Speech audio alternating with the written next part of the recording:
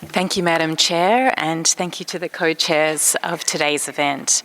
It is a privilege to speak today, particularly as this year WILPF marks its 110th year anniversary. And over this period, and particularly under the Women, Peace and Security agenda, we have seen women carve out and fight to retain space in peace processes shaped by the very inequalities that fuel conflict.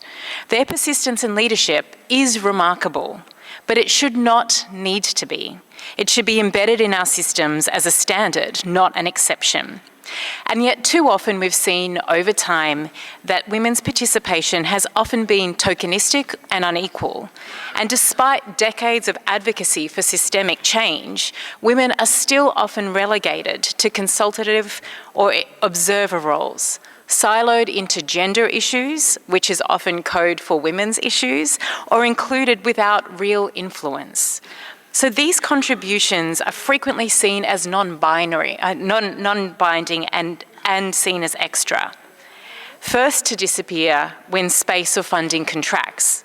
And this shrinking space for women's leadership reflects a deeper problem. The root causes of conflict around the world remain unaddressed, politically, financially, and systemically. From our founding in 1915, WILPF has emphasised that to break cycles of violence, we must address the drivers of conflict: unequal and discriminatory systems, militarism, and a dominant view of security that is rooted in power and force rather than in justice and equality. And 5 years ago, on the WPS anniversary in 2020, our analysis reconfirmed that the same structural barriers to women's meaningful participation remain. Militarism and militarisation, patriarchal resistance to change, and lack of accountability, particularly for implementation of commitments. These challenges have only deepened, and while everything seems to have changed from 2020 to today, in many ways, nothing has. So today we are living the consequences of ignoring these root causes of conflict. In Palestine, we are witnessing an 18-month-long genocidal campaign met not with accountability or action, but with continued arms transfers to Israel, disregard for international legal obligations, and complicity in Israel's commission of international crimes. Elsewhere, hyper-masculine, power-centred nationalism escalates tensions in places like Iran, Israel, Ukraine, and India, Pakistan. In all of these conflicts, patriarchal militarism is dominating, while inclusive, rights-based approaches are marginalised or dismissed. So what do we do when this dominant model is fueling conflict after conflict? First, we must recognise that we have decades of evidence on what works. As was just stated by the Deputy High Commissioner, this is not just for resolving conflict temporarily, but for building genuine, inclusive and sustainable peace founded on the protection of human rights, which prevents the recurrence of conflict itself.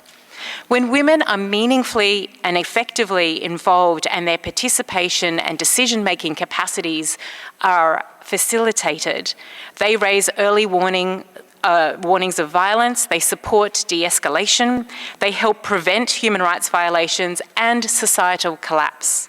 These are not marginal contributions, they are essential.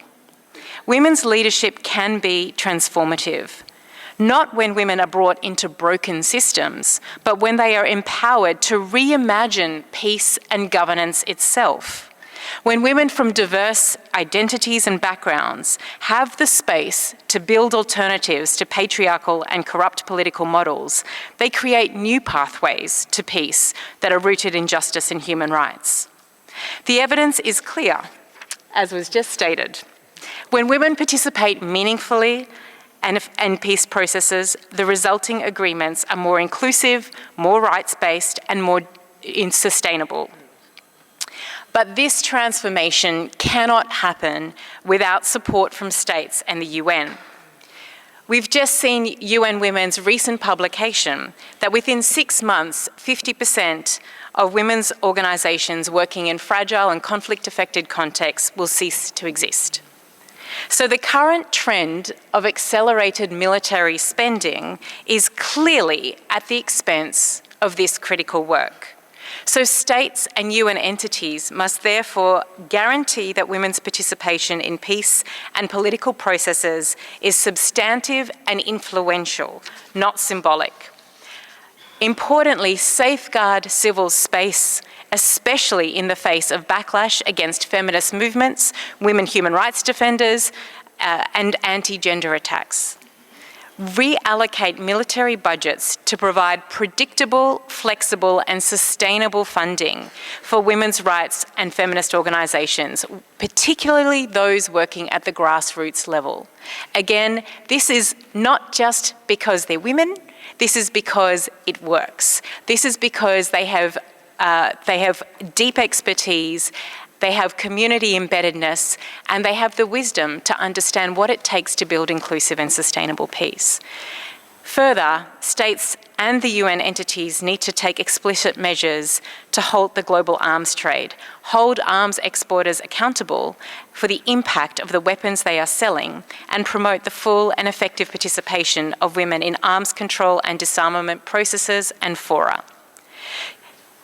Systematically integrating human rights, peace, and women, peace and security commitments, including across UN structures, to overcome the current siloed approach is important because it ensures that we make sure that the erosion across all normative interrelated frameworks is halted. Women's leadership must be fully institutionalised in peace processes. That includes closing the gender gap in negotiating teams, implementing survivor-centred justice, and embedding gender equality into every stage of peace building. These are critical, not just for conflict peace building processes, but to prevent conflict in the future. It is not just about inclusion, it is about rethinking peace itself and what steps we take today that are actually connected to peace, rather than fulfilling certain checklists, certain procedural requirements. And in this way, by addressing the structural root causes of conflict, inequality, exclusion, and militarism, we build a peace that is not only more inclusive, but also more resilient and just. Thank you.